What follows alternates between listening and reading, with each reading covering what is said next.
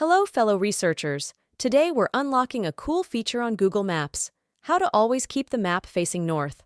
Whether you're navigating city streets or wilderness trails, this 1-minute guide is here to guide you.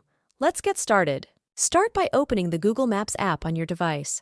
Make sure you're using the latest version for all the improved features. By opening the pages in the upper right corner of the screen, you can see your profile picture. Click on it. On the next page, look for the setting option.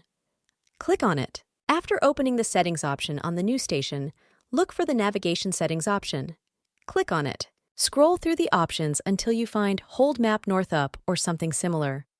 Tap it and your map will now always align with north, providing a stable reference point as you navigate. And there it is.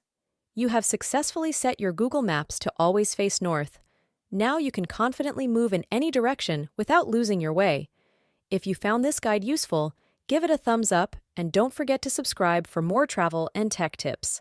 Thanks for watching and happy navigating with Google Maps.